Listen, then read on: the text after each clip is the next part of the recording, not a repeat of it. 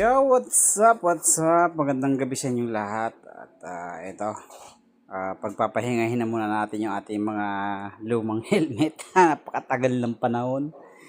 Ayan o. So, itong helmet na to nabili ko lang din ng second hand pero brand new to. So, previous ng motor to. Taga-Trace yung may-ari nito, nabili natin last. Matagal na. Matagal na natin nabili to. Bago to nung nabili natin, dahil previous nga lang ng motor niyang Mio Solti na nabili. So, bininta sa atin ng, kung hindi ako nakakamali, 600 o 500 ang bili natin ito. Nung sa Mio pa natin. So, yung Mio natin orange, kaya nagustuhan kong bilhin to. Tapos, meron tayong kapartner din ito na black-orange na helmet. Napapunta naman sa bayaw ko. And then, ito naman, nung umalis si Bunso, ay iniwan niya sa akin itong jelly nito. Hindi ito sa akin, kaya kulay blue to eh. Para dun sa Mio i125 niya. So, okay pa naman to. Maganda pa oh. Kaya lang, siyempre, so medyo ano na rin, luma na rin. Tapos, ito full face. So, ito ginagamit ko talaga pang long ride. Saka talagang quality to, jelly. So, yan. Makapal din ang ano niyan. Ang foam, yun nga lang medyo madumi na. So lilinisan natin yan, tapos itatabi na muna natin. Tapos ito papamana na lang natin sa kung sino magkakagusto dyan sa helmet na yan. Kaya naman, so yun nga, dahil luma na yung helmet natin, ito pang long ride na lang yan. Bumili tayo ng pang daily use natin na bagay dun sa Inmax natin, kasi nga naman pangit naman naka Inmax tayo tapos ang helmet natin na hindi magkaintindihan. So Inmax natin naka 3 years na mahigit sa atin, hindi pa rin tayo nakabili ng maganda-gandang helmet na couple helmet. Ayan, kaya ngayon bumili tayo. So ito, bubuksan natin. So ito muna, buksan natin.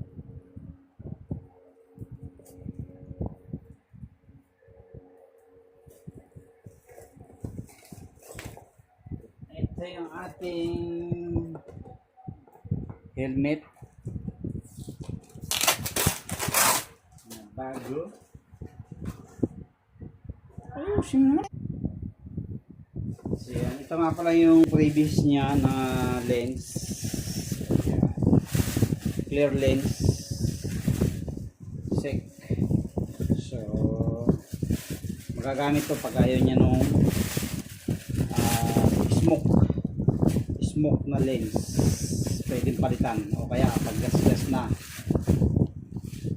Tapos ito na yung ating helmet. Hindi pala sa akin to, kay Commander pala to. Ito ay half face na, ano bang brand to? Refined. Yan, Refined. So ito na yung Refined na dapat glossy yung bibiling ko, kaso walang available na glossy. So pumunta ako ng Sec Rosario, wala. So tinuro tayo sa Noveleta, kaya doon tayo pumunta. Kaya lang wala ring glossy, kaya dito na napabili na tayo nitong matte, kasi matte din naman yung motor natin. So ito na yung half face. Ayan, ganda oh. Gagamitin na ni Commander to bukas, kaya tanggalin na natin. Tapos ito, tanggalin na rin natin. Refine black. Dito refine na matte black, matte gray black. Yan, ganda oh. Tapos ito naman, hindi ko na pinabox kasi yun nga, dalawa kami na magkaangkas, hindi nakasya kung ibabox pa. Kaya itong lagayan na to, previous na to. So itong half face na to, mayroong previous siya na ito tumbler. So previous na tumbler, yan, sec yan, sec. Yan. So libre to. Pero pwede mong hindi kuhanin yung previous, makaka-discount ka ng 200. Eh kung bibili mo to, hindi lang to 200, kaya kinuha na rin natin kasi magagamit din naman yan. Ayan o, 650 pa lang presyo nito. Di ba? Kung hindi natin kukuhanin, ay sayang. So magagamit din naman ng ano yan sa pagpasok. Tapos ito na yung sa atin. So itong pinaglagyan, previous din to, helmet bag. Kinuha na rin natin kasi kung sakaling may mga lakad tayo, pwedeng isil dito pag ayaw mong iwanan sa motor ang helmet. Ayan, mahal din daw to eh. Hindi ko lang alam kung magkano ang presyo nito. Ayan. Although mayroon naman siyang lagayan, pero mas okay na rin na kinuha na rin natin yun. Ay, ito pa pala, mayroon pa palang previous dito. So, bali dalawa daw to. Saan yung isa? Ayun, ito. Helmet freshener. Ano bang tawag dito? Freshener, yan. Helmet freshener. Yan. Dalawa din yan. Tapos, meron pang, ano ba ito? Balaklava. May libre pa rin balaklava na sek. Ayun, o kaso, medyo manipis nga lang. Balaklava. Magagamit din natin yan. Tapos, ito na rin. Kaya lang, hindi siya same na refine. So, medyo hawig naman siya kasi ito yung refine.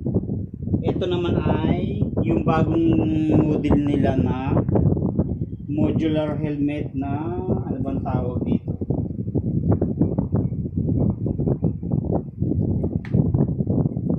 Yun, Whirlwind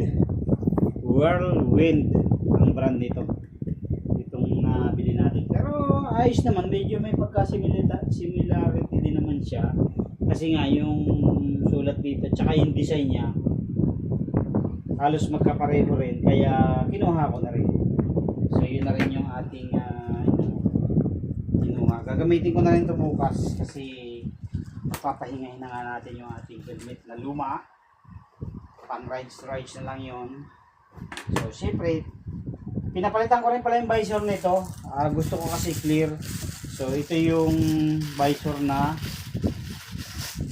yung smoke. Ayan. So smoke na visor. So tanggalin na rin natin syempre ito. Kasi gagamitin na nga natin ito bukas. Yun, no? So ganda ng load din yan, no? Yung foam. Yan yung nagustuhan ko dito. Ganda ng pagka-foam niya. Hindi katulad ng mga ibang foam dati na parang net.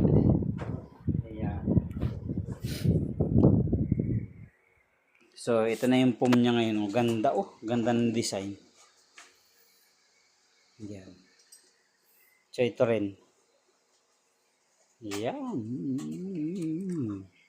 So ito medium. Itong binili ko na to, tapos ito large para sa akin. So yan na yung ating bagong helmet na ating pinag-ipunan para makabili tayo niyan. Siyempre para makatikim din tayo ng maganda-ganda ng mga helmet.